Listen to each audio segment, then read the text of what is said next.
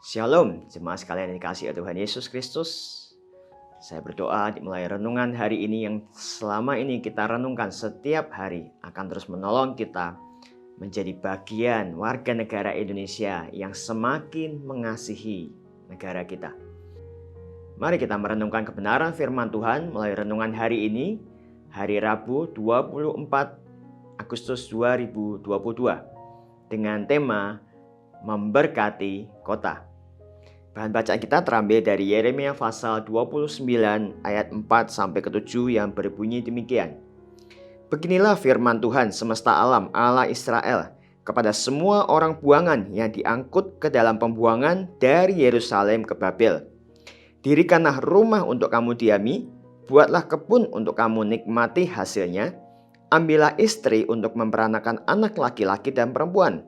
Ambilkanlah istri bagi anakmu laki-laki dan carikanlah suami bagi anakmu perempuan, supaya mereka melahirkan anak laki-laki dan perempuan, agar di sana kamu bertambah banyak dan jangan berkurang. Usahakanlah kesejahteraan kota kemana kamu aku buang, dan berdoalah untuk kota itu kepada Tuhan, sebab kesejahteraannya adalah kesejahteraanmu. Jemaat sekalian, tentu kita memahami ayat ini konteksnya adalah surat dari Nabi Yeremia kepada orang-orang Yehuda yang saat itu ada di dalam pembuangan Babel. Surat ini ditulis oleh Nabi Yeremia, tetapi ini adalah perkataan Tuhan sendiri atau kehendak Tuhan bagi orang-orang Yehuda pada waktu itu. Kita bisa menggambarkan situasi orang-orang Yehuda pada waktu itu adalah di dalam situasi yang penuh dengan keputusasaan. Oleh karena mereka sudah tercabut dari tanah kelahiran mereka di Yerusalem dan mereka dibawa ke negeri Babel yang notabene adalah negeri asing, bahkan negeri musuh. Oleh karena itu mereka ada di bawah atau di sekitar lingkungan orang-orang yang tidak mengenal Allah, yang hidup dengan menyembah dewa-dewa asing mereka. Oleh karena itu bisa dibayangkan bahwa mereka saat itu dalam kondisi yang sangat sulit. Tetapi menarik sekali firman Tuhan melalui Nabi Yeremia ini memberikan sebuah dorongan kepada orang-orang Yehuda untuk mereka tidak sekedar berputus asa atau justru mungkin mereka tidak berdoa agar mereka segera dilalukan atau dikembalikan ke Yerusalem. Tetapi justru Tuhan memerintahkan mereka sesuatu yang berbeda. Ayat nas kita di dalam ayat ke-7 berkata, usahakanlah kesejahteraan kota kemana kamu aku buang, dan berdoalah untuk kota itu kepada Tuhan, sebab kesejahteraannya adalah kesejahteraanmu. Dengan kata lain bahwa di tengah-tengah bangsa yang jahat itu, Tuhan justru memerintahkan kepada orang Yehuda untuk mengupayakan kesejahteraan kota di mana mereka berada, yaitu Babel itu. Jemaat sekalian, kesejahteraan ini berbicara mengenai shalom atau damai sejahtera. Damai sejahtera bukan berbicara tentang sebuah kondisi di mana tidak ada konflik, tetapi damai sejahtera atau shalom berbicara mengenai sebuah kondisi di mana ada berkat Tuhan yang terbaik yang Tuhan bisa berikan kepada orang-orang pada waktu itu.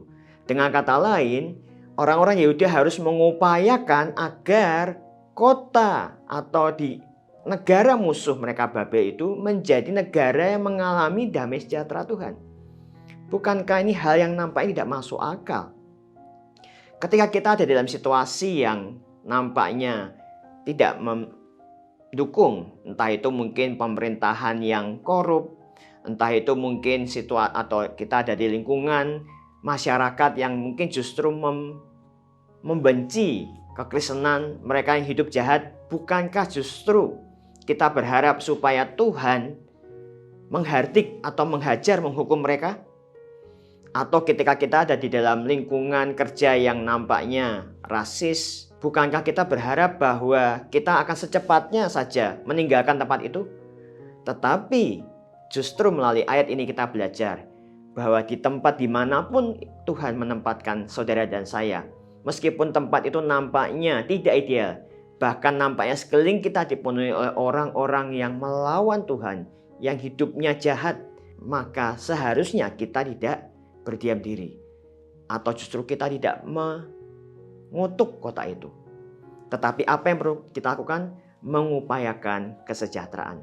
Dengan cara apa orang-orang Yehuda diminta untuk mengupayakan kesejahteraan?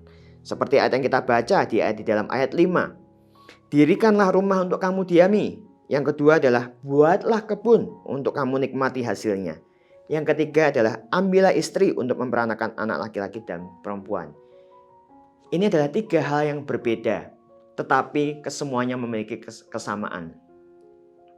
Yaitu yang pertama berbicara tentang permanen.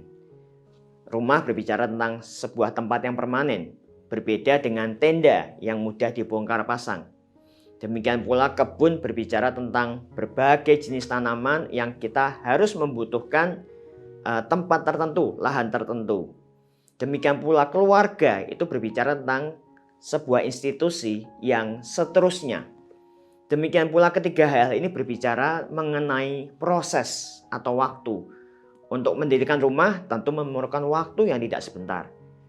Untuk membuat kebun atau membangun kebun tentu memerlukan waktu. Tanaman itu bertumbuh dari sebuah benih sampai kepada hasil yang bisa kita nikmati. Demikian pula ketika kita membangun sebuah keluarga, untuk kita bisa menghasilkan keturunan tentu tidak sehari 2 hari.